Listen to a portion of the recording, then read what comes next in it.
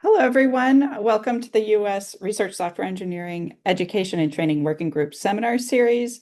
Today, we're very happy to have Hannah Cohoon here presenting a hands-on tutorial for rapid usability assessments. First, I'd like to remind everyone that we do have a code of conduct that we ask everyone to follow, which you can reference here in the chat.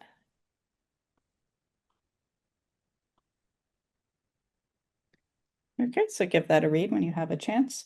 If you're not yet a member of USRSE and you'd like to become one, you can join on the USRSE webpage, which the link is here in the chat.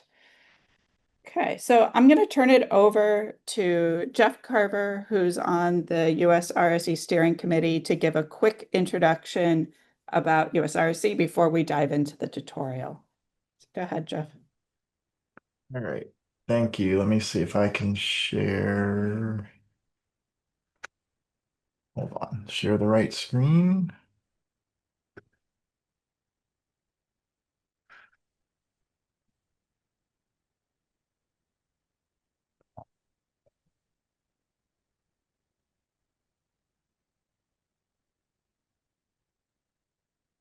All right. Can you see that?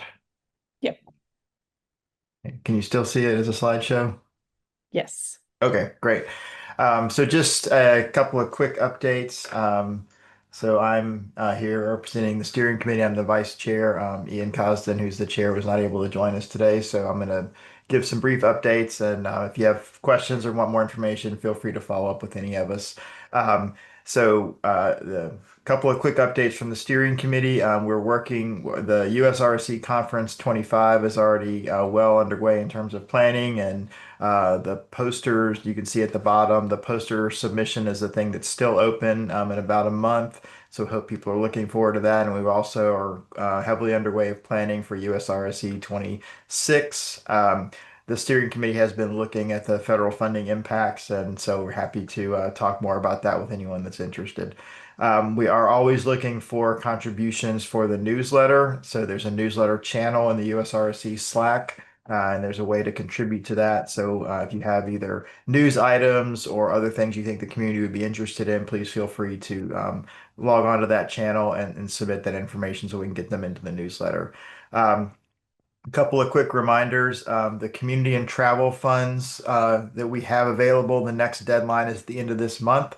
You can find that information on the website. So if you have a, a funding request that meets the criteria we list there, please feel free to submit an application, or if you have questions, you can follow up with that group as well. And any of you that are involved in national labs, the National Lab Working Group has a career panel that will be held next week. Or I guess that's next week. No, that's this week. Sorry, a couple days from now, June 26th. So you can check out the National Labs Working Group channel for more information on that. So with that, I will leave most of the time here for the tutorial. But if you do have questions about USRSE, the organization, anything the steering committee is doing, please feel free to send any of us on the steering committee a message on Slack, and we'll be happy to give you more information. So I will turn it back over to you, Lauren, as soon as I can stop sharing. There Awesome. we Thank you, go. Jeff. Okay, so everyone, this is a hands-on follow-along tutorial. We have a few volunteer helpers who are here that can answer questions in case you get stuck. So that's Mary and Rajshri. But since I are planning to have a lot of people here, we're offering this help as on sort of a best effort basis. So that means we won't necessarily be able to spend a lot of time with any individual person or stop the tutorial. This tutorial is being recorded, so once we post it, you will be able to follow along with the recording at your own pace once it's released. If you have any questions, please put them in the Q&A, which should be available. Yep, there is a Q&A here. That just helps us make sure we answer every single question. You're also welcome to have conversation in the chat as well. We just find if you put questions in the chat, sometimes it gets a little bit lost. Now it's my pleasure to introduce our speaker. So Hannah Cohoon is a UX, user experience researcher at Lawrence Berkeley National Lab and is co-chair of the US RSE UX Working Group. She studies scientific software development, seeking to create more rewarding and impactful careers for RSEs and more efficient and enjoyable user experiences. She has focused on setting and facilitating open source development and open science practices. Hannah received her PhD from the University of Texas at Austin. And with that, Hannah, go ahead and start the tutorial. Thanks. That was a really nice introduction. Yeah, I'm Hannah.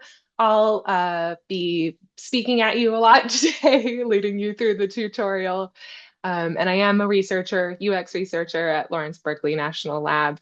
I'd like to let Mary and Rajshri, who are also facilitators for this tutorial, to get to introduce themselves as well. Mary, you want to say hi? Hi, my name is Mary Goldman, and I do user experience design, among other things, for the UC Santa Cruz Genomics Institute.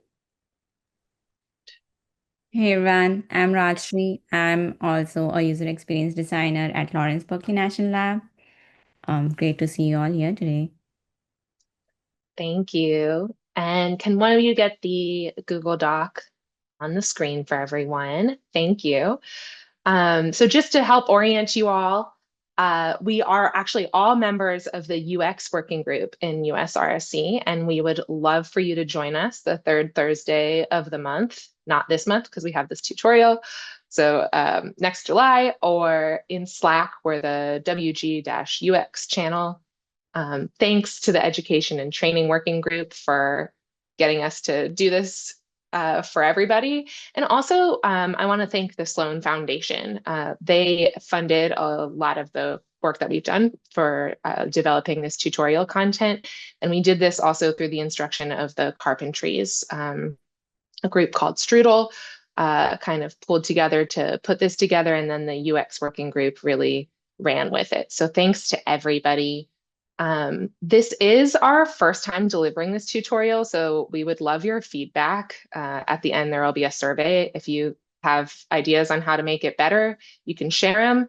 And this will also be something that's going to go online and you can contribute to it as well. So we'll have a GitHub repo that we'll share in the UX Working Group Slack channel soon.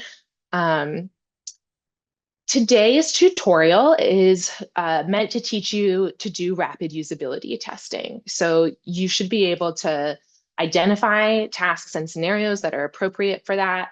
You should be able to recruit for a study, keep track of all that data, conduct the actual rapid usability test, and analyze your results. And so we'll try to teach you all these things in about what are called episodes, in about 5 different episodes or chunks. It's structured so that there's a fair number of exercises and examples to kind of keep you engaged. And a lot of those will be done over Zoom poll. Some you'll be able to talk through.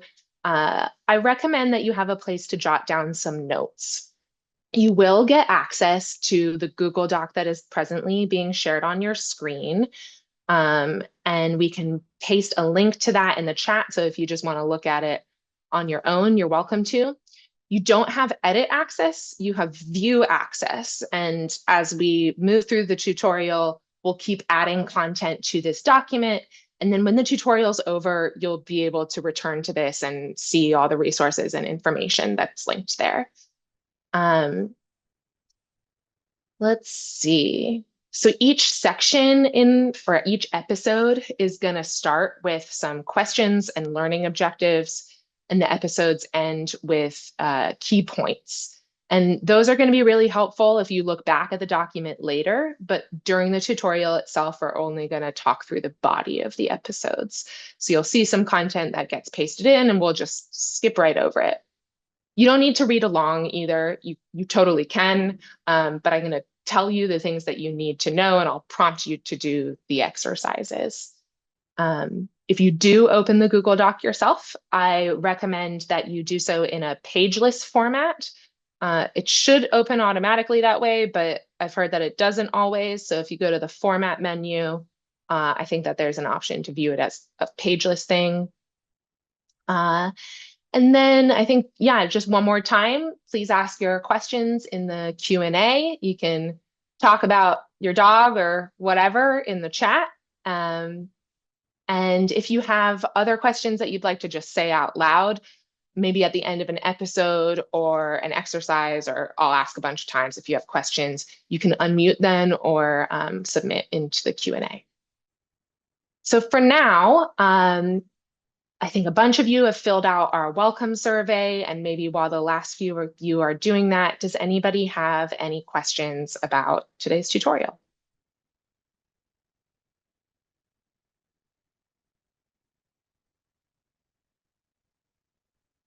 Okay, then let's dive in. I'm going to end the welcome poll and share our results. And I believe that you all can see the survey results.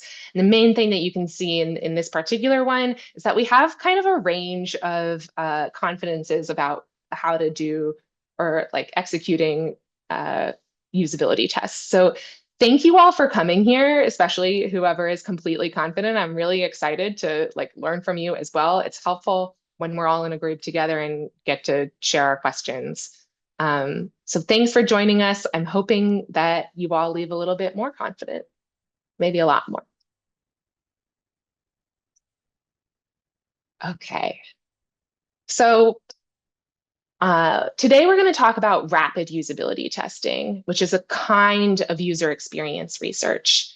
And so in general, user experience research is this study of how people interact with or make sense of technology and services.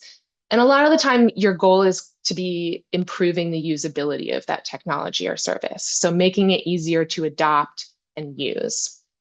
And usability has basically a bunch of sub-attributes. There are a lot of different ways that you can think about something as being usable. A few times throughout this tutorial, we'll link to Nielsen-Norman, which is a great place to look for resources on usability and user research. And so Nielsen, they suggest a few different characteristics of usability, like learnability, just how easy is it for you to pick up the new tool, and efficiency. So once you have learned, how quickly can you do stuff with it? There's also user satisfaction, basically how much did they like using it? So there's lots of different elements to usability, and whatever you're going to be studying, which aspect is going to be up to you.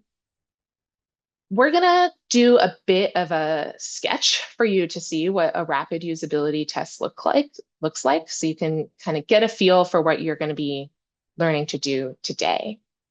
And just to make this very clear, during this skit, you're going to have the participant's point of view.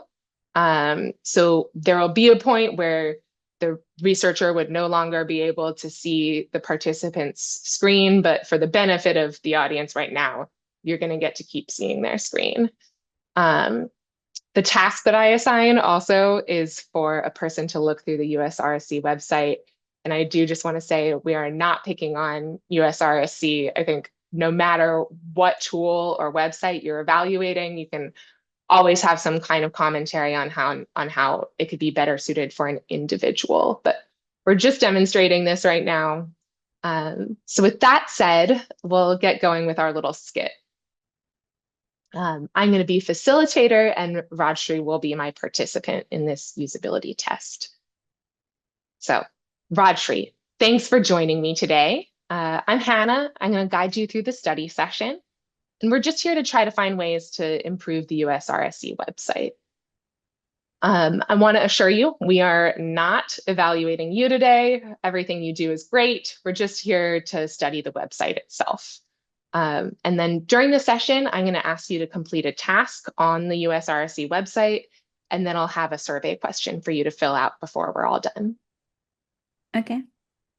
I sent you some information over email to kind of explain the risks of this study. Not that there really are many, but did you have any questions about that? No, that looks good. Yeah. All right. Then great. I am going to start recording the session then. That's still okay? Yeah, that sounds good. Great. Let me do that. Okay. The recording is started. And to set up for the task that I'm going to assign you, you can start sharing your screen, and then I'll be able to observe what you do on the website. And while you do that, I'm going to chat you the link to the website. Okay. So I'm I sharing chatted. screen. Great. Take your time. Okay. Is this visible? Okay. Yeah. Yes, it is. So in the chat, you can see the link to the website. And your task is to go there and submit a poster to the USRSE 2025 conference. So you'll follow the link and then just begin your poster submission. I'll stop you before you actually have to like upload anything. And as you're working, can you narrate your thoughts and your actions just so I understand what you're thinking as you do your work? Do you have any questions before you get going? No, I think, yeah, I'll just try my best. Great. That's excellent. Thank you. So I guess I have to submit a poster for the conference at USRSC. I'm at the website. Oh, I see. I guess this is the conference. I guess this says save the date. It might mean I have to add this to my calendar, but I'm not able to click the details for the conference. I guess I'll try. Oh, I see this is the conference page. Oh, this says the submission window is closed except for posters. So I guess, yeah, I have to submit the poster anyways. I'll just check if there's anything more. I guess not. So this should hopefully open up for submitting posters link. It is having more details, I guess.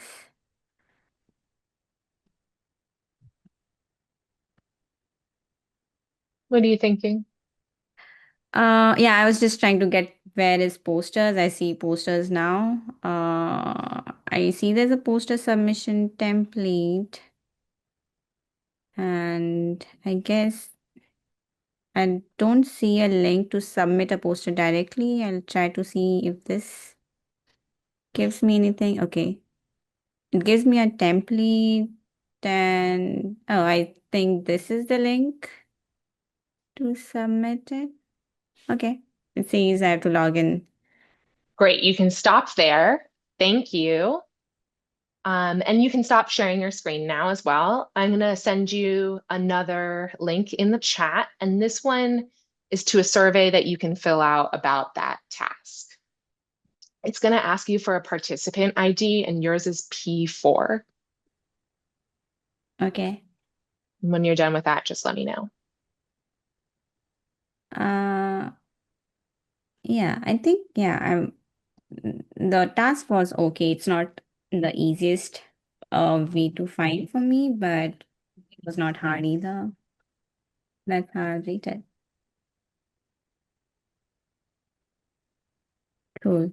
Is there anything else? No, that is it. Thank you so much. It's been really helpful to watch you go through that. Do you have any questions for me? No, this sounds Okay, good. Yeah. great. Then have a great day. Thank you. So thanks for watching our little skit. But let's talk through this kind of as a group. If anyone has comments on what was interesting to you, or maybe things that were confusing, or perhaps you recognize some of the different aspects of usability that that kind of study could address, feel free to type in the chat your response, or you can raise your hand or just unmute. But we're looking to hear just any kinds of reactions to that skit, maybe things that were surprising, confusing, interesting.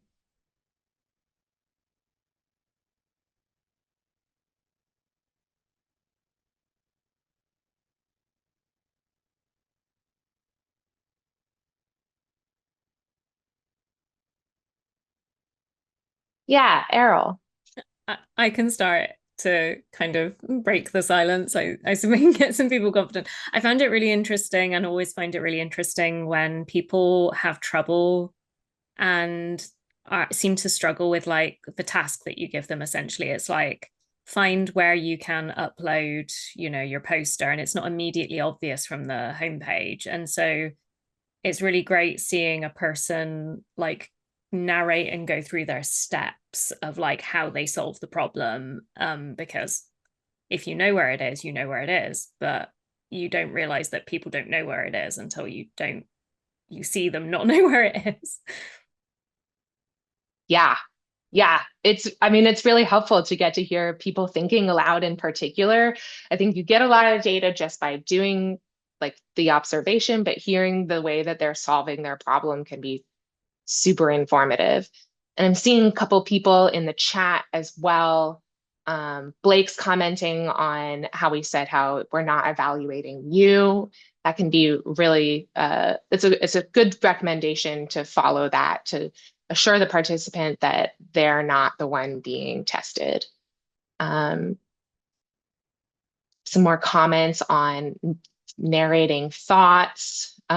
Yes, and how even on clear websites, there's plenty of room for misinterpretation. And some questions about note-taking and when people don't verbalize their thoughts a lot. So we will talk a little bit about this, but I can say that when people aren't talking, I generally like to prompt with just like I did then, actually, like, what are you thinking? Or can you tell me what your thoughts are? Or describe what you're doing for me. In terms of note-taking, in this situation, I don't think that I would be writing down exactly what Rajshri is doing because I'm recording the event and I can go back and look. But if there was something that she did that really stood out to me that I wanted to ask a follow-up question about, I would be jotting notes down about that. And yes, I do normally do things over Zoom. In fact, generally because it's like a a requirement. We're working with people who are somewhere else in the country or the world. But it is a very, like, even if you were more proximate to your participants, it's a really helpful tool to be able to record the sessions. So you could be next to them and still do this over Zoom and record the session that way, or use a different recording feature. Prompting for narration doesn't necessarily imply a usability issue. It's just that we are seeking that data. And then to Dan's point about worrying about people get really stuck, that happens. And people can get frustrated. But generally, I like to have a concept for how long the test should take, how long I have available for them to take. And once we approach the end of the available time, I say, like, thank you. We're going to move on to the next task. This has been really useful. And I am able to send a link that for the next task that doesn't assume they accomplished anything in the first one, if that makes any sense. You want to be able to proceed even if they didn't successfully complete your initial task. Okay. I'm really excited for the kinds of questions and comments y'all are going to have throughout the rest of the session. Towards the end, you're going to have your own opportunity to partner up and go through one of these sessions yourselves to either lead or participate.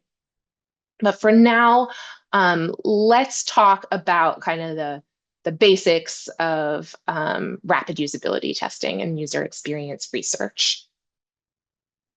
So there's lots of different methods to study user experiences.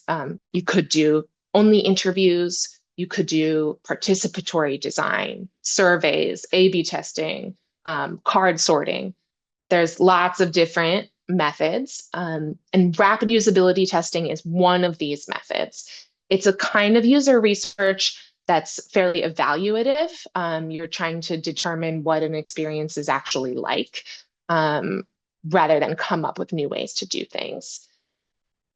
And it's meant to help you make decisions about how your design or service should be changed. So you're trying to inform your decisions with good enough information, with quick testing with just a few people. So this isn't academic level rigor, it's good enough research.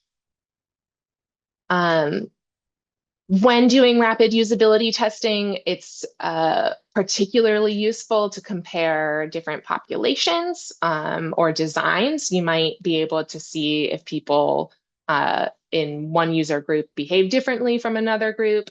I think in my experience, I've done some design comparison, and that's been useful to actually tell me that both designs were bad. But with these think aloud methods and follow-up interview questions, you can learn why and still inform your development and make changes to the code quickly. So as you just saw in a test session, a researcher is going to ask a participant to perform one or more tasks. They'll have prepped prompts related to the tool being tested. And these tasks should be really well scoped. So you want them to be quickly accomplished.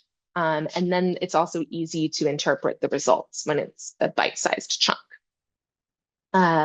Researcher observes the participant, might ask you to think aloud.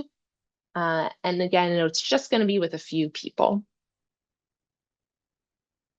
Then finally, my last note before moving on to an exercise is that because you're trying to assess some kind of tool or interface or service, this means that you need to have something for participants to work with. And so that could be that you have a website up and running, or your tool is already available for download. But you could also have an interactive prototype, maybe something digital, or you could have a paper prototype for them to interact with. There's a whole spectrum of different ways that you could do this, but you need something for your participants to interact with and respond to. So we're going to get going with another exercise, maybe our first exercise that y'all have to respond to. There are 3 scenarios that you can see in the Google Doc, and we'll launch a poll in just 1 second. And just for each of these different scenarios, indicate whether or not you think rapid usability testing is a good approach for the person in the scenario. You can take a few minutes to look through that. And if anyone has questions, feel free to just unmute or put them in the Q&A.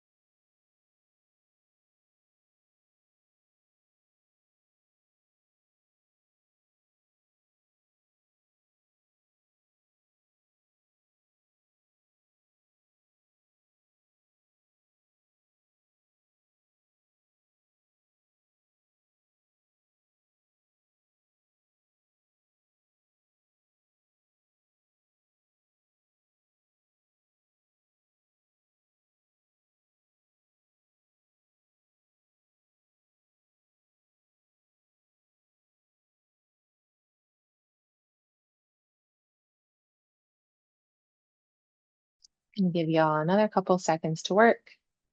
And also I'll introduce you to Fred, who keeps popping in and out.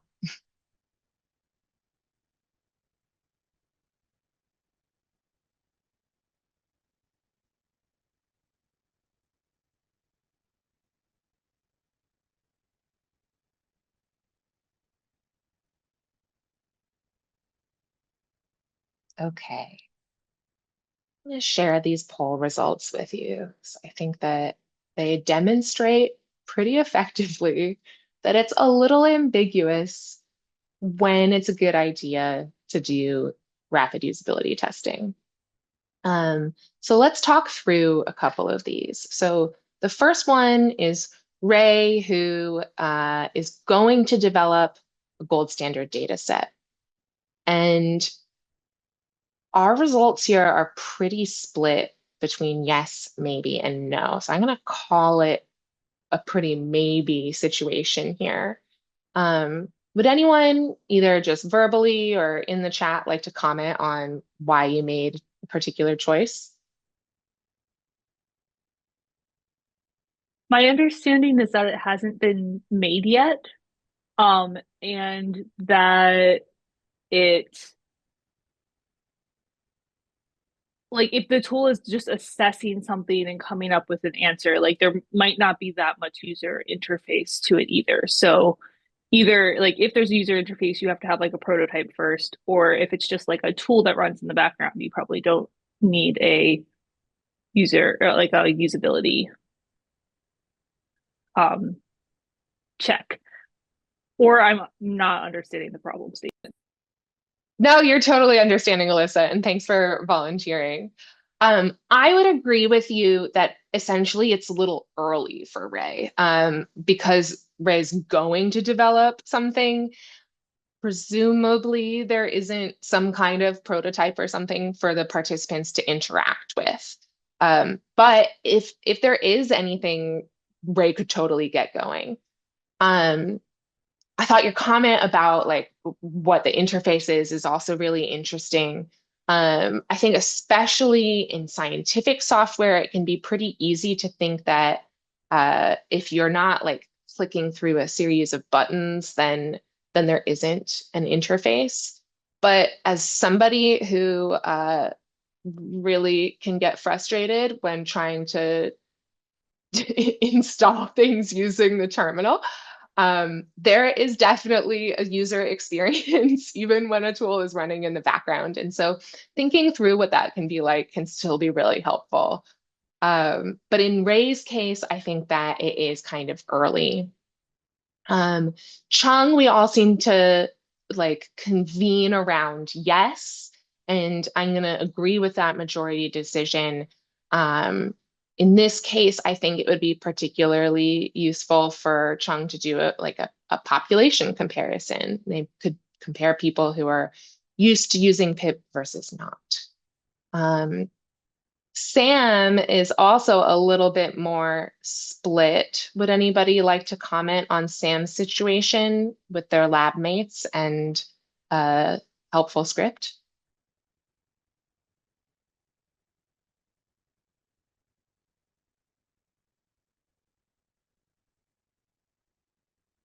Seemed to me like the changes Sam was thinking about wouldn't really affect usability. There would just be kind of things that happen in the background. So I voted no for that reason. Interesting. I suppose it depends on if Sam's lab mates use the spreadsheet.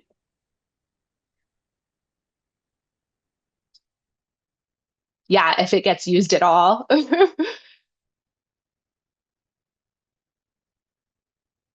Any other comments?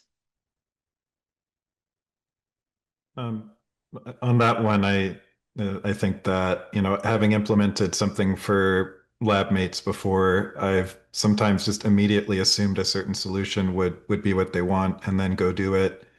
And then they don't use it or didn't actually want that. So like usability test might actually like highlight a different possible solution. Yeah, these are great comments. Thank you all.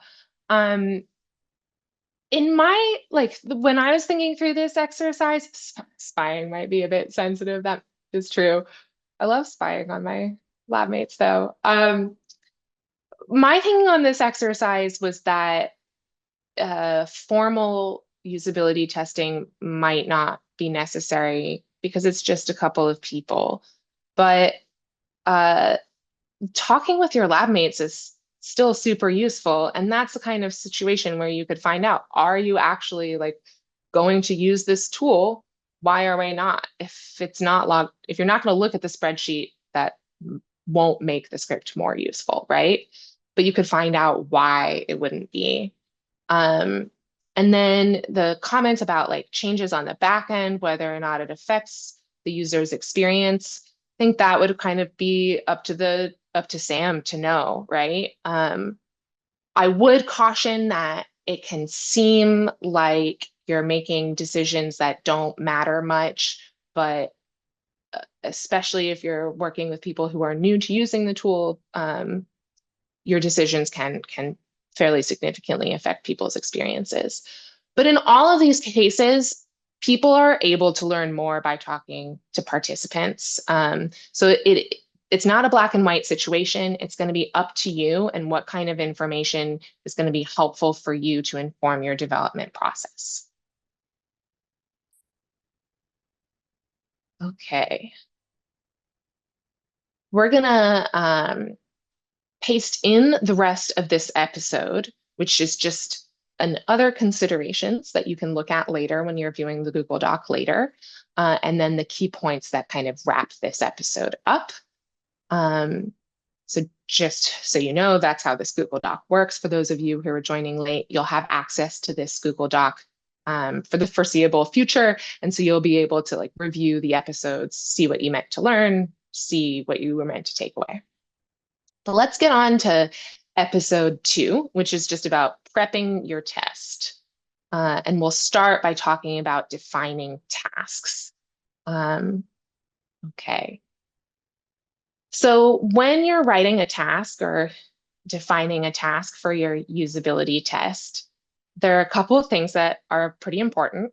The first of which is that the task should be something users actually want to do. So it should be framed from the user's perspective. And then the other thing is that you don't want to test reading comprehension. You want to test the interface itself. So if we can scroll down a little bit to my kind of cruddy screenshot. I don't know why, but screenshots insist on being blurry for me. Sorry, y'all. But what this image is showing is that in the Slack interface, if you are hovering over the little chat icon, what's called a tooltip comes up and it says reply in thread. And so I could assign participants a task. I could tell them to reply to a message using a thread, but that phrase is pretty directly in the interface that they're using. And it's not quite a goal that people would have when using Slack. Like they're not setting out to use threads, they're setting out to talk to one another. So a better task here would be to show how you would participate in multiple separate conversations in one channel. And so the idea is the same. You're trying to get people to do the same thing as reply using a thread, but it's a little bit more of a natural task and it won't be testing their reading comprehension. And then after you have chosen some tasks to have people work through, you should like do these yourself, get a baseline for how long they take. When you're doing a usability test, people get tired and they get bored. So you don't want to go over really like 30 minutes with these sessions. If you account for the fact that you'll talk to them and ask some questions, then you really only have 20 minutes for the tasks. So if when you run through these tasks yourself, you find that they're longer than that, you can reduce the number or you can just make them simpler tasks. And then to answer your research questions, to find out how like easy to use or learnable your tool is, you're going to need some metrics. You should define these before you start collecting data, but what you actually pick is going to be up to you. Metrics can be countable and observable things like behavioral data, like the clicks people make, how many, or the errors people make. But they can also be gathered through survey questions, like you saw in that skit. And those might use a scale from 1 to 5 or something like that. We're going to do another exercise now, again, using a Zoom poll. And so assume that you just want to know how easy it is for Slack users to send threaded replies. You're going to assign the task of participating in multiple separate conversations in one channel. And in the Zoom poll, just choose 2 metrics that you would personally like to use in that study of how easy it is to send replies.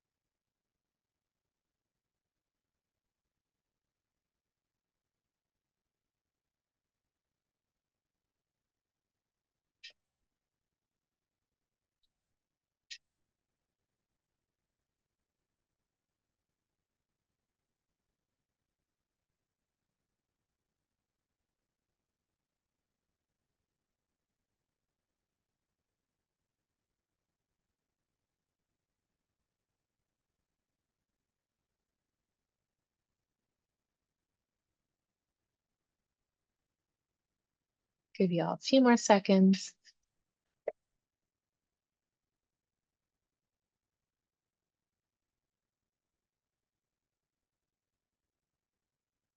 Okay. And I believe you should be able to see the poll results now. I love seeing your answers. So this list of metrics, it's not a complete list of all the different things that you could measure, but it is a list of common metrics. And you can see, I mean, there's variance in what people would consider to be useful for evaluating ease. I do think that there's some general agreement that successes, yes, is a good way to evaluate how easy something is.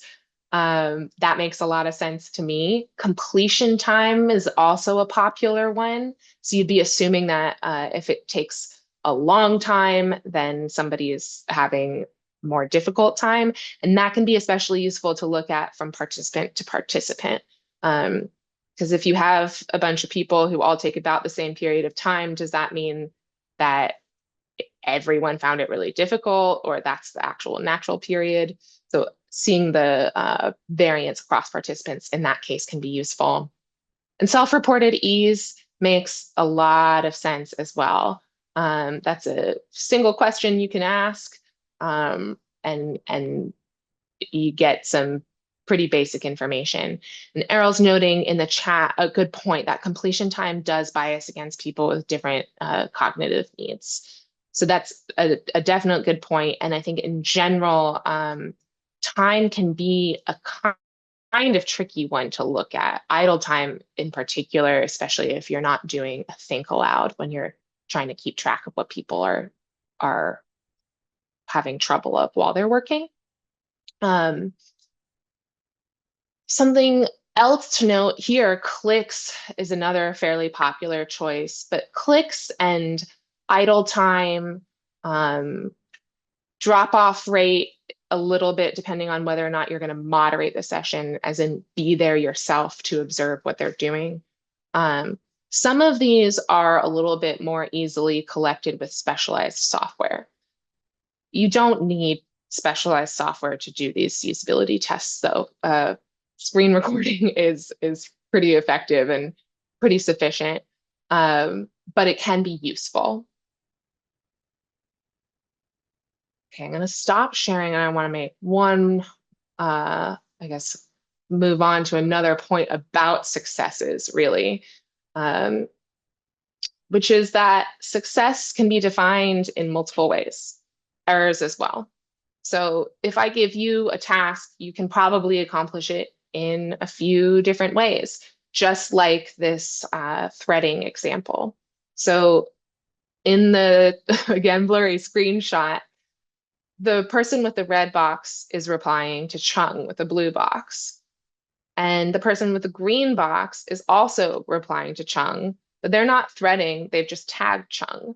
And so to me, both of these are ways that you can participate in multiple separate conversations in one channel, but it's going to be up to you to decide what counts as success. So if you have a preferred way of users accomplishing a task and you care about them doing it in that way, then that's what counts as success, and you won't count this other approaches.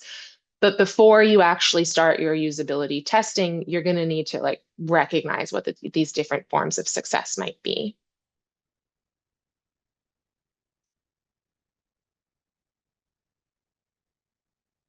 Okay, and then you want to be able to compare data across sessions. So everybody needs to have the same kind of session. And you don't want to give hints. You don't want to confuse people.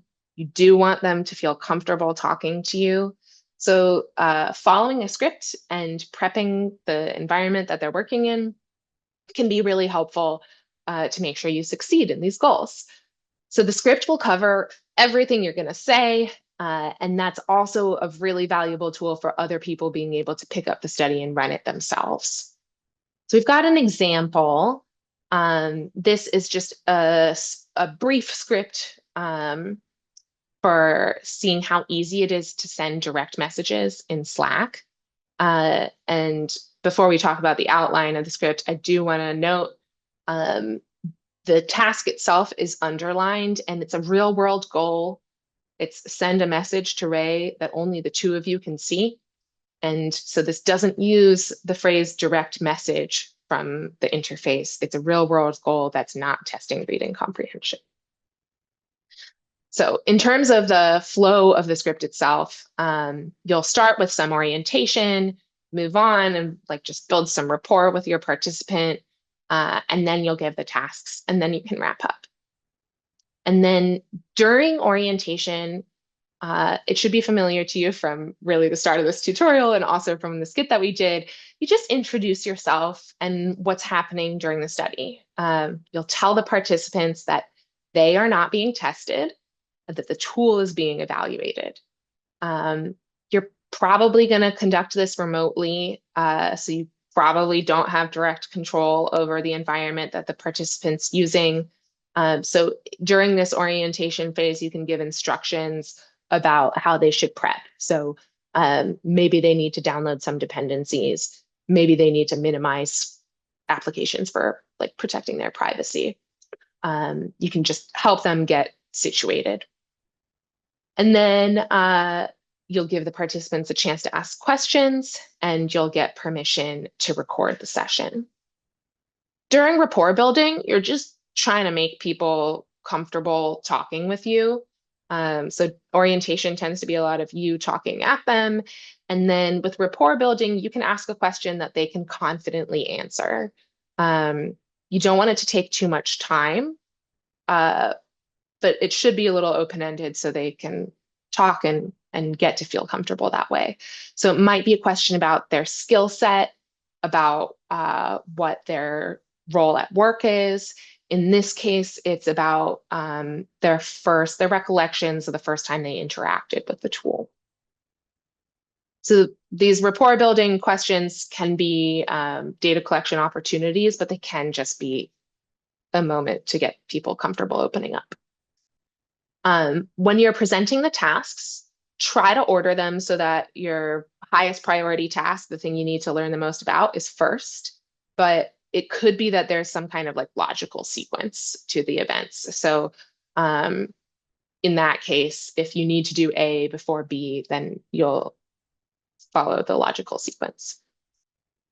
If you do want to ask participants questions about their experience or an interview question about how they approached something, do this right after the task itself so that they don't have to remember. You don't want to like save all of your questions about how hard or easy was that for you to do after they've done 5 different tasks or something like that.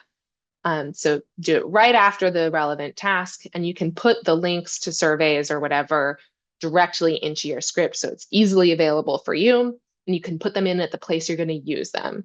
So you don't want a collection of links at the top that you have to scan through. You want them right in the body of your script where you're going to be already. And then in wrap up, give people a chance to ask you questions. A lot of the time they want to know like what you're going to do with the information. Sometimes they might have a little bit more feedback to give. So you can just say, is there anything else you want to tell me or something you want to elaborate on? It's a good chance to just get some overall feedback. All right, I'm going to show you another little example. So during our skit and in that example script just then, there was a link to a survey question, and it's really useful if you're going to ask people a question like a quantitative question. So if you're going to give them something with a scale of 1 to 5 or whatever, it's really useful to do this as a survey. People will not give you a number when you ask them a question. I can't get people to say on a scale of 1 to 5, how hot is it? Like they will explain, they will talk at you, they will give you as much information as they can to be helpful, but they won't give you a number. It's just very difficult. So instead of verbally asking these kinds of questions, I highly recommend giving them via a form like Google Forms like we did in the skit. Here you're seeing that we're both collecting the participant ID and the survey information. And you have to ask for that ID because you need to be able to link the participant's survey response to the session that they had. And we'll talk a little bit more about like keeping track of all of this stuff in our next episode. And then finally, to close this episode out, once you've prepared your script, you can have somebody help pilot it or test it out. Ideally, you're going to do this with someone who's pretty similar to the kind of participant you would have in your study. But often scientific software is like fairly targeted for a small user base. And so there might not be loads of people that you know who to reach out to. And so you'll kind of have to weigh the benefit of a really representative pilot participant against losing that participant as a study participant. That's not to say you can't learn real data from your pilot studies, like especially if you don't change the tasks a lot, it can still be an informative data collection opportunity. But really your goal with piloting is going to be to make sure that your study runs smoothly. So you'll go through the session exactly as you would a real one, and you'll want to keep track of changes that you need to make. In particular, it's important that you double check with your pilot participants how clear the tasks were for them. Because just like you're not trying to test reading comprehension, you are not trying to test how clear your tasks were. You're trying to test the interface. You can do multiple pilots if you need, but remember it's rapid usability testing. Your goal is to like iterate and inform your development process pretty quickly with this. So I'd recommend just getting going and seeing what you can learn. That's the end of this episode. we'll talk recruiting and tracking data next. Does anybody have questions about things so far?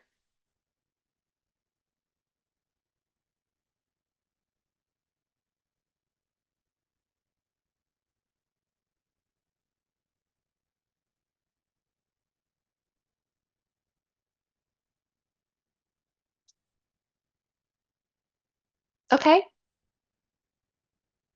Well, let's carry on to talking about who to recruit. And we will have a break kind of towards the beginning of this episode, just so y'all know. So when you're deciding who to recruit for your study or your pilot study, you can think about who your tool is meant for. Like, what's it supposed to help people do? Who is supposed to benefit in what settings? This kind of statement of benefits is often called a value proposition. The link here can lead to some information on how to develop a value proposition, which is really helpful for you. And you can take this value proposition, just a statement of benefits, and that can kind of help you identify the overall, the general type of person that you are targeting for your tool and therefore for your study. And then you'll also have some kind of research question. So there's something that you want to know, and that research question might include some like prerequisites for participation. So we have an example to kind of illustrate this. So if my research question is, when Slack users return to the design after a period of not using it, how quickly can they add a channel? So this is a question about memorability. And this research question involves people who have not used Slack for a period of time.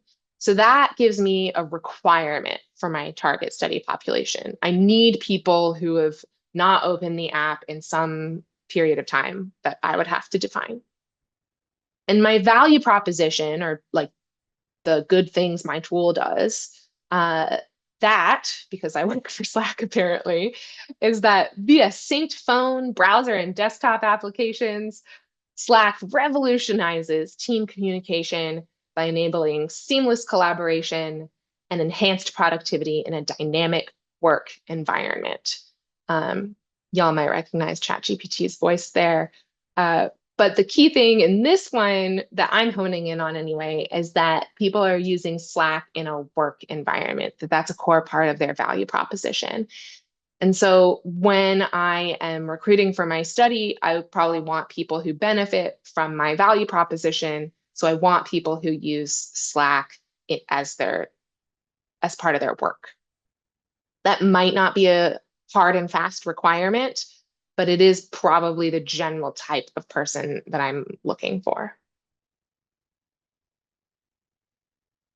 We're near the top of the hour, so I'm gonna say we can take a 5-minute break. We'll return here at how many to recruit in at 3 after the hour. So I'll be here. I'll announce to everybody, but I'll see you in a few minutes. You can go get some water or whatever you need. Welcome back, everybody. Hope your break was useful. Just gonna talk kind of slow for a second, assuming people are returning to their desks. And we're gonna talk about how many people to recruit. All right, so once you know who you want to talk to, generally, you need to know how many people you want to talk to. And like a lot of this, there isn't really a wrong answer here. What is important is that you feel comfortable with the data that you've gathered and that you can use that to inform your decision making. Sometimes people like to study or publish the results of their study, and so you might need statistical significance, but that means you're going to need to recruit a whole bunch more people than you would just to inform your development process. Typically with user research, really 5 people is what you need to identify like critical issues. And Rapid usability testing is supposed to be part of an iterative development cycle. So you really only need a few people. I'd say up to 10, but fewer is fine. People often use incentives to recruit for research, kind of across disciplines, but with scientific software, it tends to not be a particularly effective approach for recruitment. You'll see people maybe offering like gift cards or something like that, but a $5 gift card doesn't tend to be super persuasive for professionals, I suppose. You could do a lottery option, so it's a higher value, bigger ticket item that they get a chance at. But truthfully, researchers often just genuinely want the tools they're using to improve. And so they're willing to spend time talking to you. That like sense of community can be really valuable, and that shared interest can actually be a good motivator. We'll talk through strategies for recruiting next, but just as a warning, incentive or no, people will tell you no. Most people you talk to, especially strangers, are gonna turn you down, and that's fine. Just keep trying. When you're recruiting, we recommend direct emails to your participants, individual emails that say their name. This is helpful for like tracking who you've reached out to, so you're not spamming any one particular person. And if you don't know like contact information for people, you can just mine organization websites. Go to the department website to find contact information, or reach out to people that you know. Something to note is that a common risk people face when participating in this kind of research is just a breach of confidentiality, meaning that their opinions or their data is going to be shared with people that they didn't agree to give it to. With rapid usability testing, the like contents of the data that would get shared isn't particularly sensitive most of the time. Like normally you're asking people to engage with the tool in a routine way, so that doesn't actually like elevate their risk much. But you might be asking interview questions, or participants might just volunteer information that they do want to keep private, and that you so successfully build rapport with them that they're willing to tell you whatever. So it's important that you have a plan for what you're going to do with their data, and you explain that to them when you're recruiting. So when you're reaching out to them, you're going to explain, are you going to anonymize your data? Who's going to have access to it? Are you ever going to publish? We've got another exercise here that kind of shows you how to write a recruitment email. In this case, I think you're going to need to look at the Google Doc. So you can look on the shared screen. You can see a templated email here for someone working with the fancy team. And in the Zoom poll, you can check off the different elements that a recruitment email should include that you see in this template email here, or example email.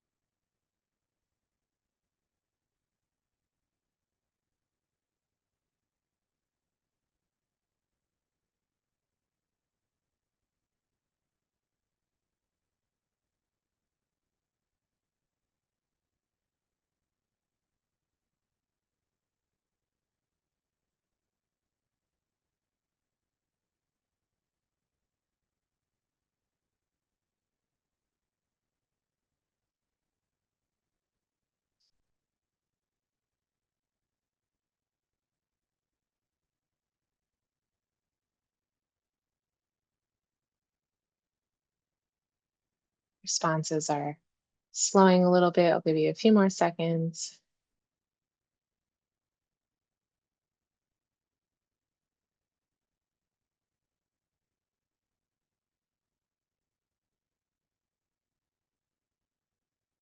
Okay.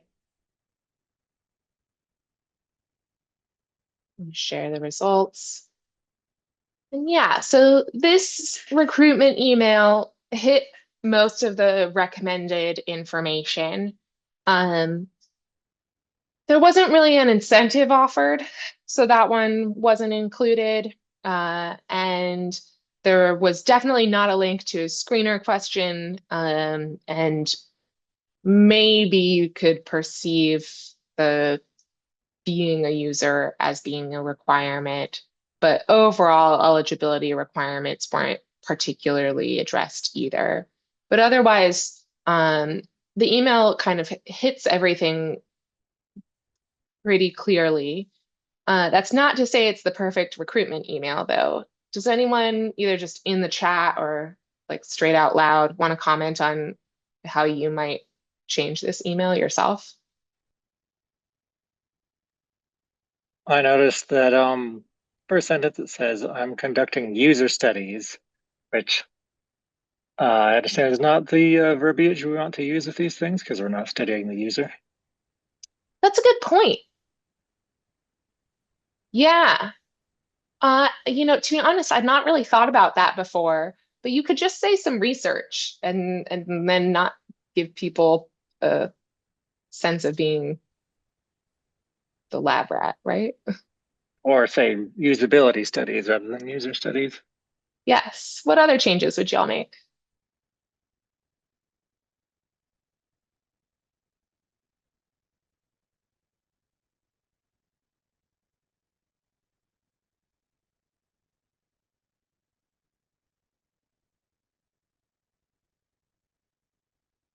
There isn't like a specific answer that I'm personally looking for. Yeah, Dan's point, if you have a personal connection, you can include it. And I do always do that. It's hi, like met you through this, or hope you've been doing well since the last thing I saw you at, or whatever. That can be helpful for building some social connection, and maybe they'll participate. I'd also comment that like this might not be your voice. It just might not sound like you. And it is okay to write an email in your own voice. Yeah, so as you're doing all of this work, you should be writing things, and especially your script, so that it comes naturally to you. If you're going to stumble through things, and that's going to cause problems during the testing. And also, if you're reaching out to people you know and you send them what they might perceive as a very formal email or something, then that could kind of override the like individualized email benefit, right? So if it comes off as a form email, then maybe including their name or whatever won't be enough. So just write in a tone that's natural to you. We've got a couple of other considerations that you can look at in the future when you're visiting this document, but we'll talk about expanding your efforts now. Recruitment truly is like the hardest part of user research or research with people. People just say no all the time, and everyone's really busy and has a lot of demands. So you might find that your emailing, your personal connections aren't enough, but a strategy that you can use is snowball sampling. Snowball sampling is when somebody who you've already reached out to refers another person. And so you're just getting more and more recruits as you keep rolling. This is a really great strategy for recruitment, but it can introduce bias. So just be aware while you're doing this that you might be like investing more and more in a particular type of user because people invite people like them. And also you need to be conscientious about people's privacy. So I don't want to be like, oh, Dan participated in my study and he told me that you wanted to do this too. Because then Dan might not appreciate that. We've got a quick exercise, again, using a Zoom poll, and you just want to identify for each one, is it an example of snowball sampling?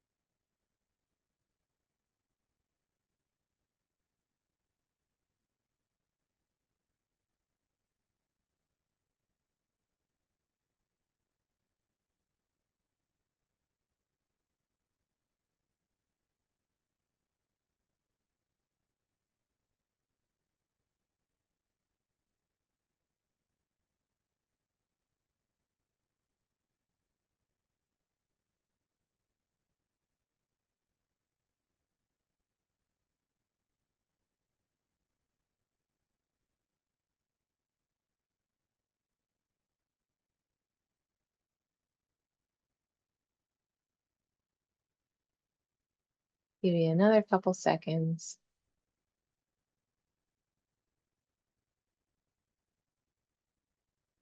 Okay. Thanks, everyone. So all of these are good recruitment strategies. Not all are snowball sampling where you do this referral process. The first one, where you ask someone who didn't agree if they know someone else who might be willing, that's a referral, that's snowball sampling. Identifying people who have cited your software, it, it isn't snowball sampling because you're asking people who have been recruited for your study to refer you to people. And so in this case, citations, while you could think of it as like kind of glomming on to existing attention, it doesn't quite count as snowball sampling. Same thing for submitting bugs. It's a great way to find people, but it isn't snowball sampling. The only other example after the first one here of true snowball sampling is number 5, where a participant introduces you to another possible participant. But these are all really actually pretty good strategies for finding people and recruiting. Does anybody have questions about these or any of the content we've covered so far?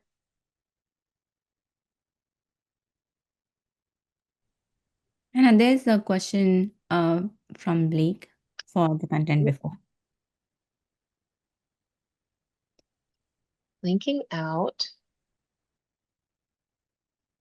Great. So there's a request for some information on anonymization and are there legal or compliance concerns pertaining to that? That's a great one. We can totally add some information about that to the document for you to look at later. I think we comment on this a little bit later, but I will say in terms of anonymization, something to keep in mind is that, like, again, scientific software can be speaking to a very particular set of users or can be for a very particular use case. And there might be one tool in the world that does something. And describing in detail what that one tool in the world does can mean that the content is identifiable. So if you have a transcript, you might end up needing to redact descriptions of tools. In terms of legal and legal concerns, it tends to be where data sharing becomes very important. If you're, I'm going to say a general rule, we can give better information in the Google Doc later, but a general rule is that if you are keeping your data internal and you are just informing your your own development processes, then there's like things are a little bit more lax. And it kind of falls on you to be the ethical person who is conscientious about people's privacy. Yeah, that's a great comment though. And what would you do if somebody has to stop before you talk to all the participants who've signed up? Yeah, so if someone in the middle of a session is like, I'm done, then you just say thank you. Thanks. Thanks for being here. I hope you have a great day. It's not a problem. You always have the right to leave. If you had to stop a study before you actually get to talk with all the participants who signed up, just communicate with them, honestly. Send them an appreciative email. Thank you so much. I won't be able to run the study session. If you do have feedback about the tool, maybe they already know it, I'd love to hear some written thoughts. Can I reach out the next time we have another study? But communicating and being appreciative and maybe trying to keep the door open can benefit everybody. We've got some information on tracking participants next. You're going to need a place to keep track of everything, who you've talked to, where their data is, what parts of the study they've participated in. A spreadsheet is the right thing for this. We have linked to a template participant tracker that you could copy. There's a little screenshot of a version of it in here. You're welcome to use this template yourself. The main thing is that this tracker should be the only place where you're linking any identifiable information to the anonymous ID that you give people, or participant ID is how it's labeled in column 1A. So if you don't have to record like identifying information or personal information like age or gender or race, don't. Just, I think people tend to collect it as kind of a, oh, this is a fundamental piece of data about people. But if it's not going to tell you anything for your tool, then you don't need to collect it, and you don't need to keep all of this information about people in this one place. Talk a little bit about privacy with this too. So including these links to like notes and recordings does mean you're creating this central hub that, while it's really useful for you, it is really important that it be kept private and confidential.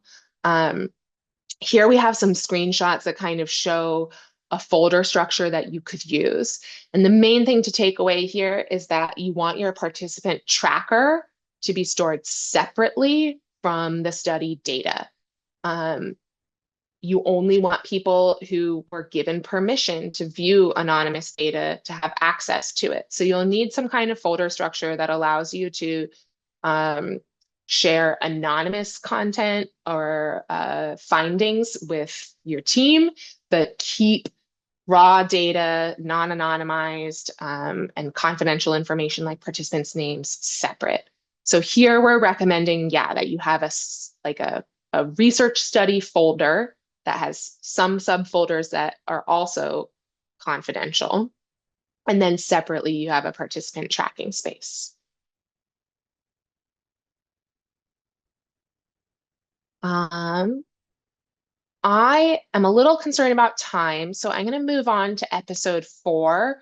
But the last point in here was just that keep track of who's participated and ask them if you can involve them in another study. And then you can have what's called a participant pool to reach out for future research opportunities. And that participant pool would be kept separate from your study info and separate from the participant tracker. It would only include emails, and you'd give people a way to get off of it. But okay, we're into conducting a usability test. And basically, you've done the hard work already. You've recruited, you're keeping track of things. To have some nice, smooth data collection, you'll make a unique copy of the script that you already prepared. and you'll include the anonymous ID that you assigned to the participant. You'll have this copy open on your screen so you can read along and take notes. I recommend taking notes in another color just so you can really easily find your next question. And you can link to your notes in the tracker. Your participant's probably going to need to share their screen, make sure they're given a chance to hide anything that they don't want to. And if you're ever asking people to like log into something, they might not want to share their screen while they do that. You can include all these kinds of suggestions in your scripts. You just don't forget to say them. And then you've assigned a task, but you don't have to have people think aloud the way that Rajshri did. But it can be really useful for getting more qualitative data or non-numerical data that will help give you explanations for why people were behaving ways. So we do recommend a think aloud. It will likely slow your participants down. So if you're doing a think aloud, that's another reason to consider whether or not time is an appropriate metric. So like, as I'm clicking around and telling you everything I'm doing, it might not be exactly how I would naturally behave, and I might be a little slower. But still, it's quite helpful for getting more information. You can use prompts if they fall silent for too long, just give them a few seconds. But if after like 5 seconds they're not saying anything, just say, "What are you thinking?" or "Tell me what's going through your head." Participants might want to quit. That is fine. They might not figure out how to do a task. That is fine. Make sure they're comfortable, reassure them, and then just have whatever links you need on hand so that you can pick up even if they didn't successfully complete the previous task. It is so tempting to try and fill gaps in the conversation. So maybe you are doing this follow-up interview and you've asked a participant a question and they give a short answer and they didn't fully answer your question. Just sit there quietly. Maybe count to 5. You really want to hold your silences as long as you possibly can so that the participant fills it for you. Just relax, just be friendly. You can smile at them, be a kind of benign, positive presence. Silence is just a very powerful moderation technique. If they are trying to accomplish a task and ask you a question, this is a time where, again, you kind of want to hold your tongue. Total silence might not be appreciated, but I'm curious how you would do that is a reasonable response. There's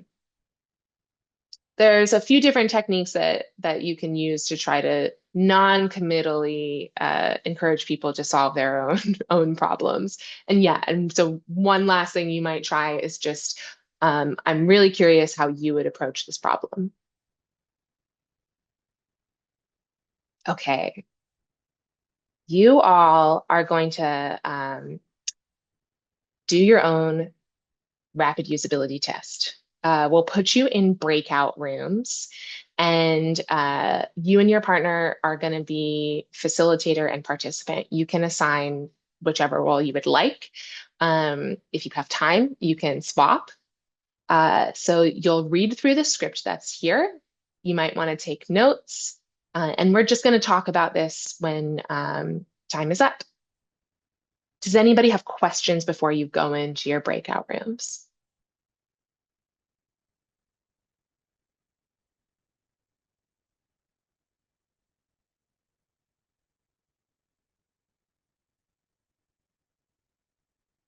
Okay.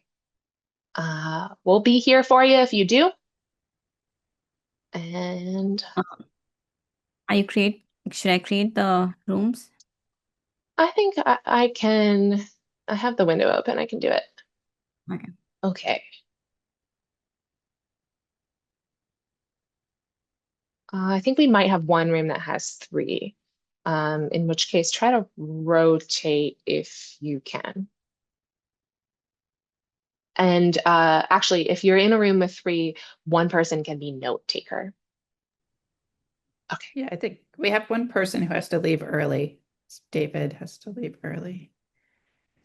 Okay. Then That might help. move to, there we go. Perfect. All right. Rooms are open.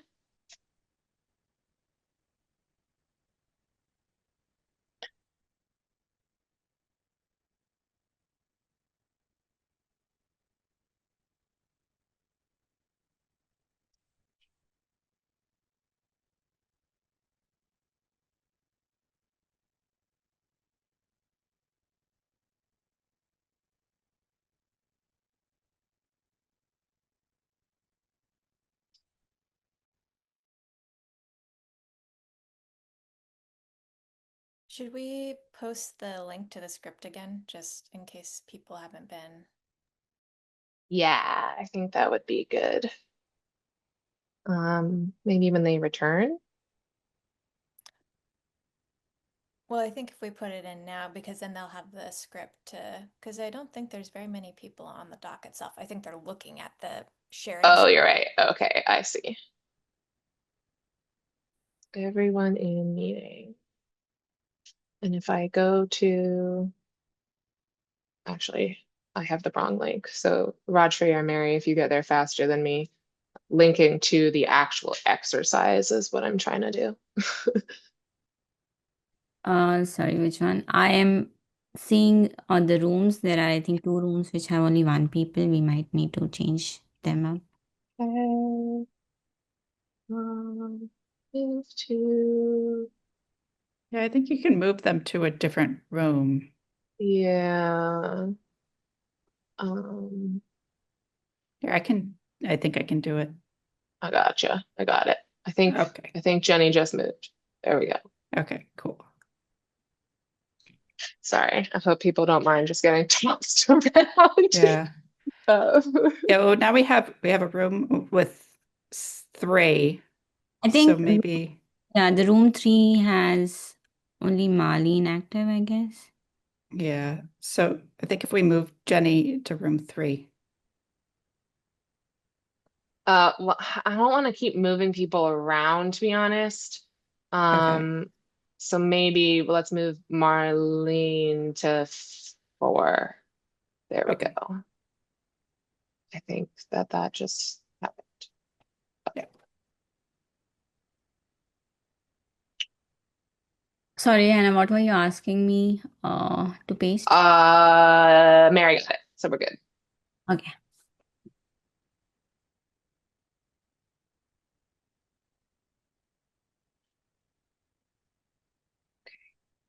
And someone messaged to ask if they can use and revise the content from our tutorial. So we're already succeeding in ways. That's good.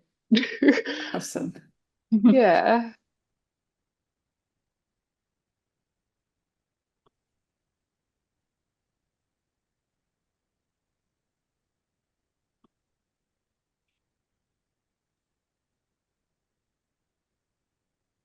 And we are like short on time.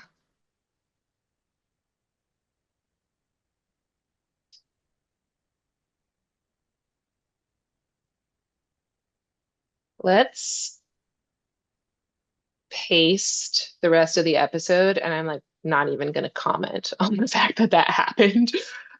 So like we'll review the think aloud and then just like get right into episode 5.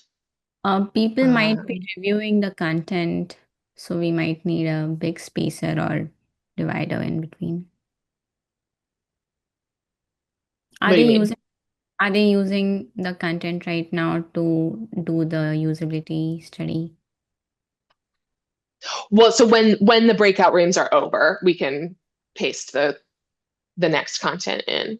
Okay, cool. I thought you were saying now. Okay. I Yeah, actually, yeah.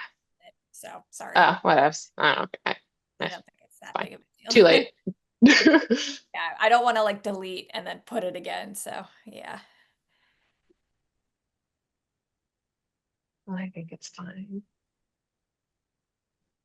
And it's okay. I keep putting you on spotlight and then remove. I'm trying to like make it so that Oh, when it's just yeah. you talking, there's less going on. Whatever, however you like. Okay. I don't care. Okay. I'll try to keep You've been doing it. really helpful. I appreciate it. Good.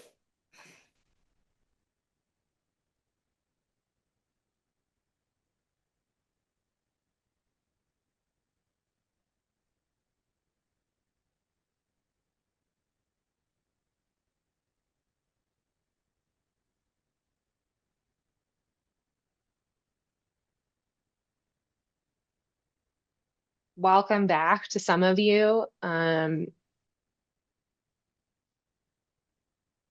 If you have any comments from your experience, feel free to share. I think we've got a few more minutes for everyone in the breakout rooms.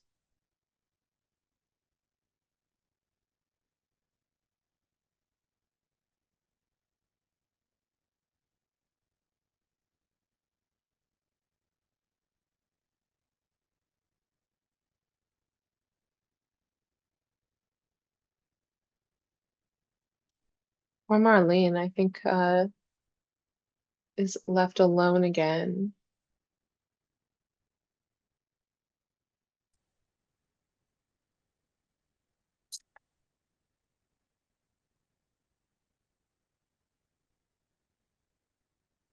Yeah, they were in a breakout room. They came in later, and Okay. they didn't respond, so we didn't All right. make them.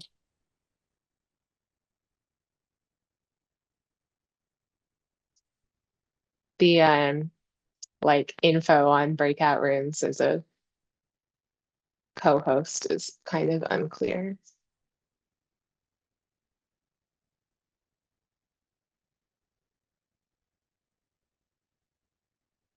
Two more minutes.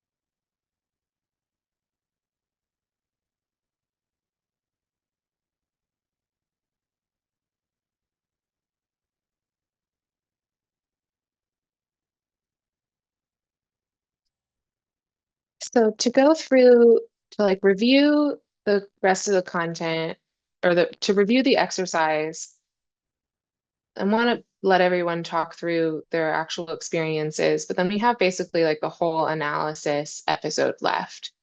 Does anyone have opinions on the most important stuff you'd like to hit in analysis?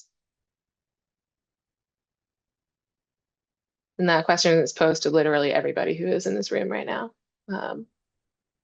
Whether you have knowledge of what we were planning to talk about or not. I think analysis will be good to cover, but the evaluating metrics we kind of covered a little bit before, so Yeah, I feel like qualitative labeling is the thing that's most least familiar to people. I was also thinking we could skip exercise 8. Like just say that 3 Yeah, was. I mean, yeah. Okay, I'm gonna close the rooms.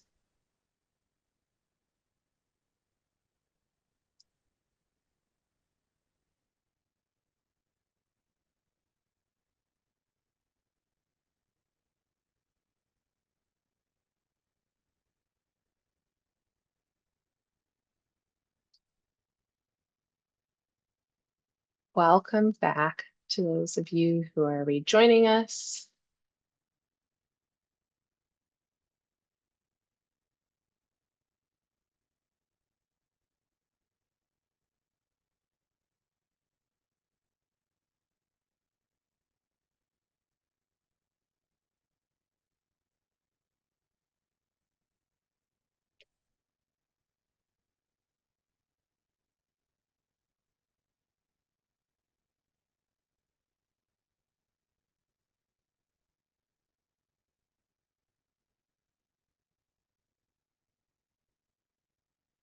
Okay. Welcome back, everybody. So sort of same at the start. I'm curious just what takeaways people had from that experience. What went maybe according to plan or what didn't? How'd you feel? Did you think of any follow-up questions you wanted to ask people? Just tell me about how that went. You can reply in the chat or you can unmute.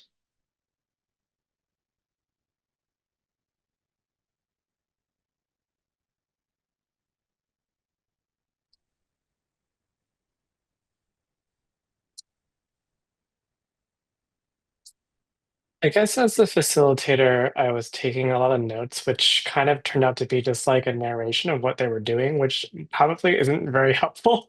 It's because like it's all would have been recorded anyway. And so I kind of had to stop myself and be like, okay, just take notes on what's like interesting, but at the same time, I was wondering like, is what's interesting to me kind of like subjective? I'm not sure. I wasn't sure like if I was kind of like putting some bias behind things that I was like implicitly thinking about how they were interpreting. So I thought that was a little bit interesting and challenging. Yeah, that's a great point. I also, it's hard to filter the content as you take notes. So I too will tend to just transcribe to the best of my ability. That's also another good reason why it's helpful to have a second facilitator. So you can have one person who's speaking and another person who's taking notes. And then that way, whoever is actually asking the questions can like maybe take notes on follow-up points, but you can have like a much tighter filter on the things that you need to actually record then. And then, oh, also just, are you introducing bias? Like, yes, probably, but the more you do this work, the better you get at it. And the more you also recognize your own personal interests and what you might be likely to prompt a follow-up on because you're curious. But really, it's just helpful to keep in mind like what your goals with the research are. If you just want to find out about challenges people are having, then pursue your curiosities. But if you need to know if a particular design is better than the other, then you might want to rein it in a little. In the chat, we can see some people getting nervous. Yeah, and because you forget that there's a script in front of you, even as the participant, you're getting a little bit nervous. And I mean, that's how a participant might feel. It's kind of helpful to put yourself in their shoes and be like, this is a sort of awkward, unnatural experience, and to see what that can be like. I love, Wayne, that you improvised most of the introduction. I was going to ask like who actually managed to stick to the script, because if anybody did, I would be blown away. Yeah, it's pretty easy to deviate. And the main thing, like it's helpful if you write the script yourself, so it's in your voice, and then you won't be tempted to skim and skip some stuff. But really, the script is there for as a resource for you. So if you find that like you're not reading it exactly, then that's fine. Oh, and interesting, a legitimate usability issue was discovered at exactly 1200 pixels. Interesting. Some funny kind of window size adjustment, maybe. Look at that. We're being so helpful. Any other comments y'all want to make about how that went? Losing track of what success meant in that case. Balancing the directness of the objective success with the general. Okay, trying not to be too specific. I think, I mean, overall, you want to avoid speaking too much or giving too much direction when people are participating. I don't think, beyond evaluating whether or not you're doing that like testing for reading comprehension, I don't think you have to worry too much about being too specific. Piloting can kind of help you with that because maybe if you're being too specific, it'll be confusing to people. But really like honing in is going to be just about your research question and what are you trying to improve. I don't know that I truly answered that question. I'm sorry. And then Sufi is commenting that one thing that was interesting was how ambiguity and what a financial reward to support your work. Interesting. I wondered about that too, if it was going to be an unclear task. So, I mean, here we go. Here's some validation that yes, you should pilot your usability testing scripts. Any other takeaways you want to share?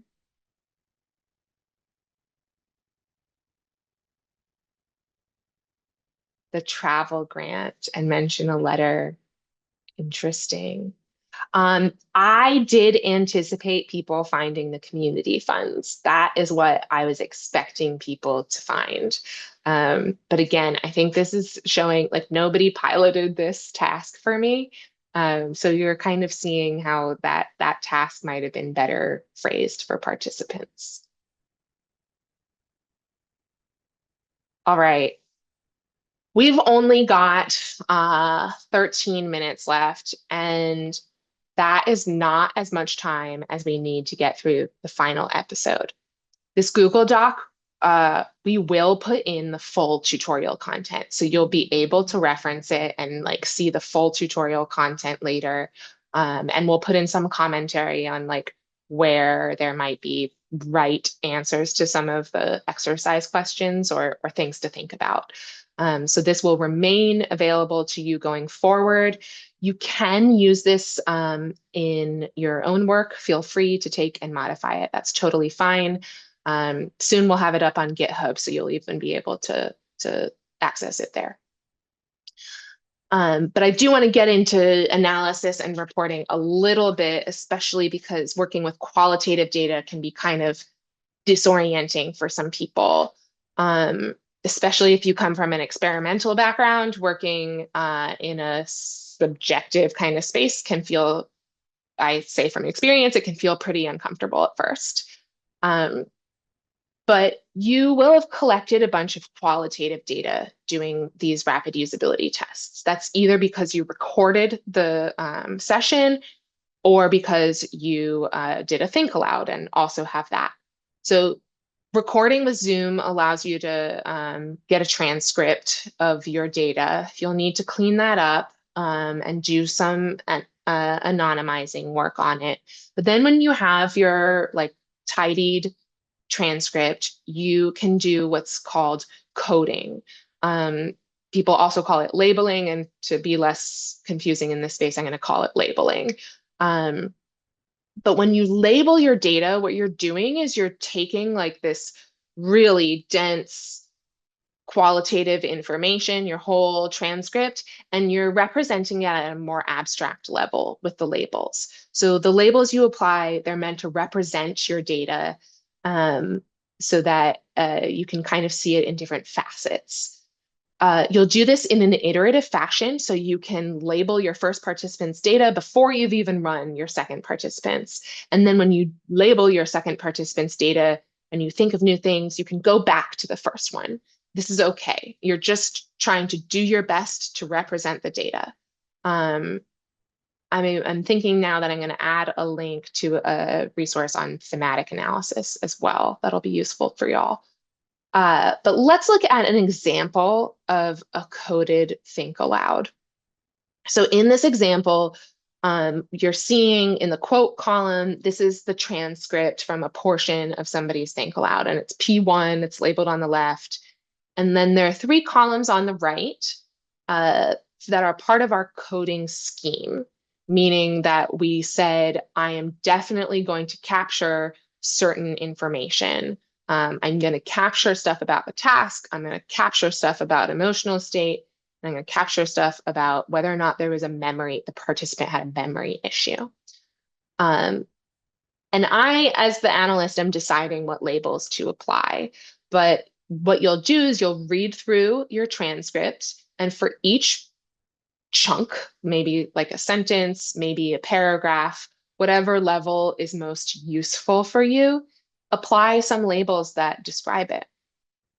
So here, the whole time the person is conducting the pip install task, and I've personally decided that their emotional state in the first two quotes was pretty neutral and that it was more positive later. You can rework this, it's iterative, that's okay. You'll need to learn to trust your own opinion as well.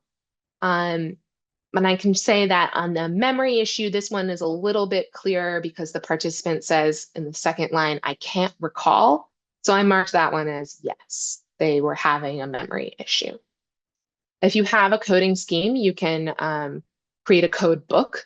So for each label that you apply, you've defined what that label means. So I would write somewhere exactly what having a memory issue means. If you are keeping track of errors, you'll probably want to not just say that they encountered one, but tell yourself a little bit more about that at an abstract level.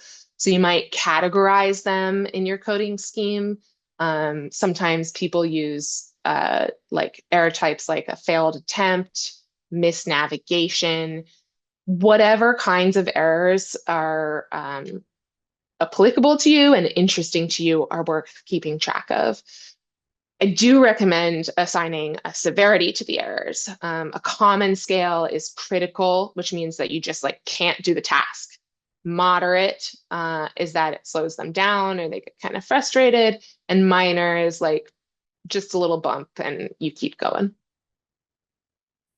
I'm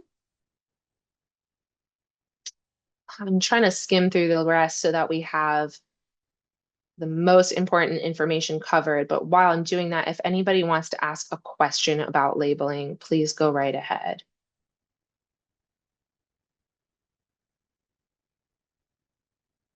Okay. I think then let's do exercise 7 where you get to practice labeling.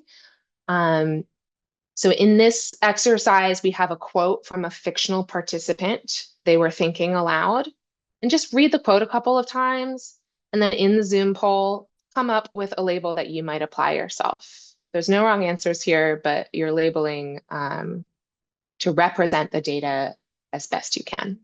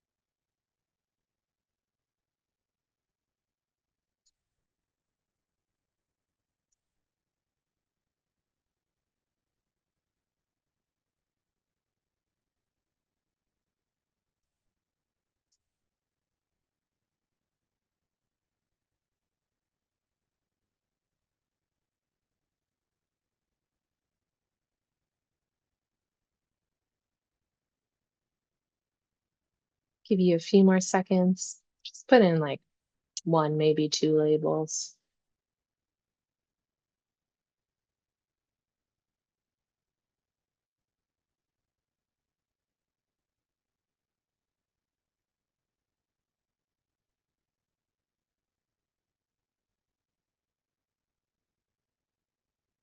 Okay.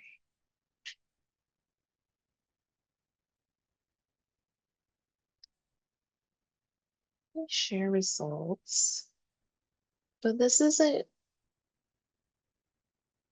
Do y'all have access to the short answers?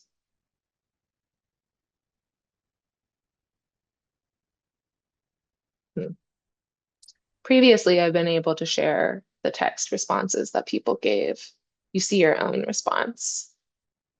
Does anyone mind putting in the chat then maybe your label responses?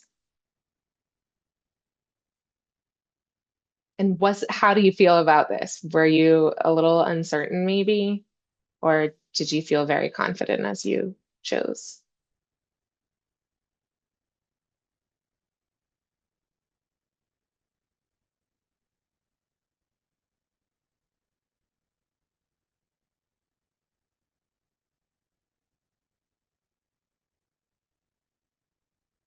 I like Linter for human experience.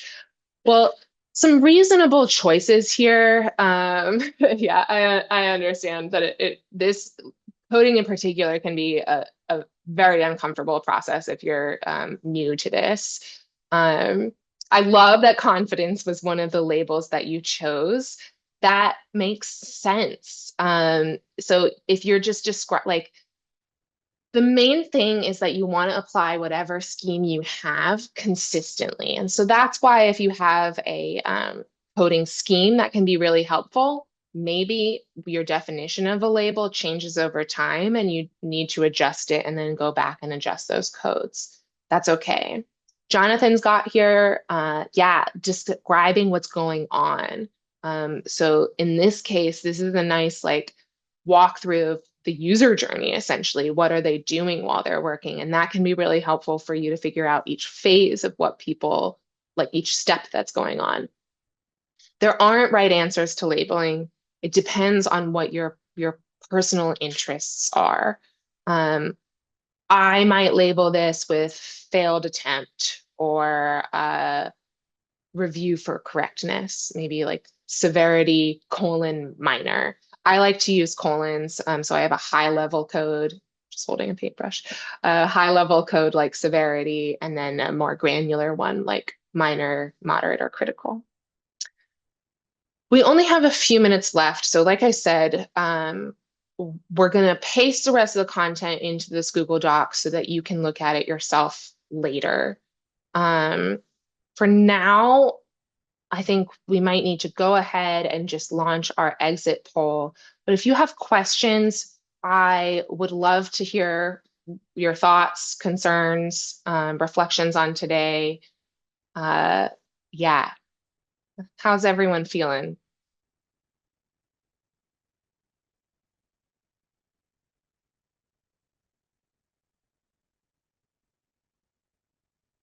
Got some thumbs up and hearts. Thank you.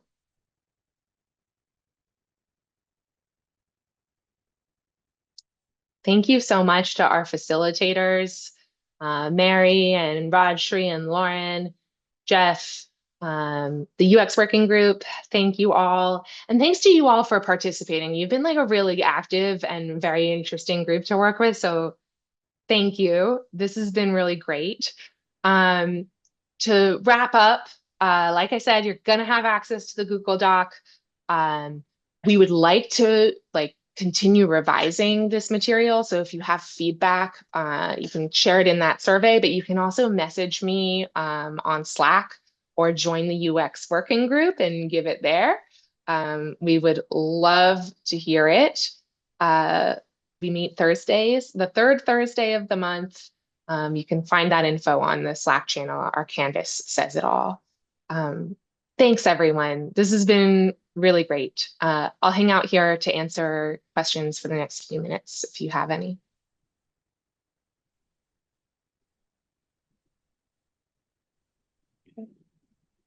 Thank you, Hannah. Let's see. I'll just remind everybody that we do plan to make the recording available. You have the document already. And we generally post links to the recordings and the materials on this page for our seminars. And again, if you are not a member of USRSC and would like to become one, you can do that at this page here in the chat. Thank you so much for Hannah and Mary and Rushley. Who might have already left even. No, there she is. Okay. Yeah. Yeah. I'm just like very cool. Oh man, you are bundled. Yeah, chunking a long concept into a 30-minute session. Okay, so testing of a code contributor workflow. So one thing is if your participants are more familiar, basically like the more you know people, the more they'll tolerate a bigger ask. So I run a lot of hour-long interviews, and people tend to do pretty well with that. I don't like to go over, but especially I would think that if they are in like users of the tool, then they'd be more amenable to a longer session. You could also build in a break. So maybe you just say like, we'll have a 5 or 10 minute break about halfway through. I'm trying to think about how you might divide tasks in a particularly useful way. If anyone else here has thoughts, feel free to chime in.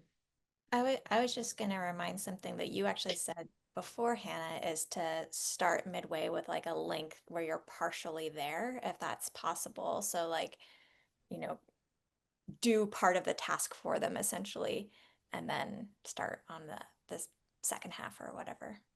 Mhm. Relating it to your development cycle can also make sense. So like if you're not going to overhaul the whole like contribution process all at once, but you do know that your first step is going to be uh, the like using a template for your PR or something, then that would be a way to kind of narrow the scope of your study based on your own ability to like intervene, basically. Yeah, And thank you for that. Thank you for clarifying that. That kind of helps me understand how you might chunk it by need, and you're not changing everything at once. So that's a good point. That's also a super good question that I'm sure the UX working group would love to weigh in on. Yeah, I bet people would have strategies that they've used in the past too. Anyone else here have a question or another?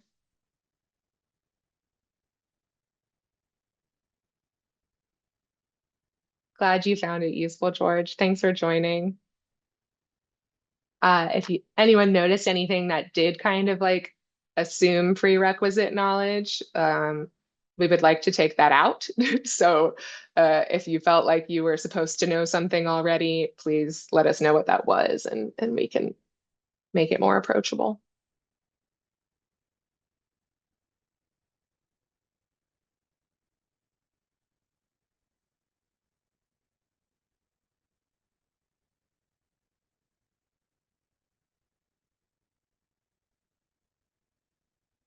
Okay. We'll add the rest of the content to the Google Doc so you can see the full thing. And I'll get answers to the exercises in, and we'll look for a good resource on how to anonymize content. Just so you know, anonymizing qualitative information is like a known truly difficult problem. There isn't a great way to do it. I've shared transcripts from like when I did my dissertation work, I shared about 10 hour-long interviews, and that took me several weeks like of specifically working on anonymization to feel comfortable posting that stuff online. People had given me permission, but they're trusting you. And I read through those interviews a bunch of times and was making changes every single time. So it is a tricky process that is made trickier if you want to share that data But if it's internal, then things are quite a bit easier. Okay. Thank you, everybody. Thanks so much. I hope you have a great day.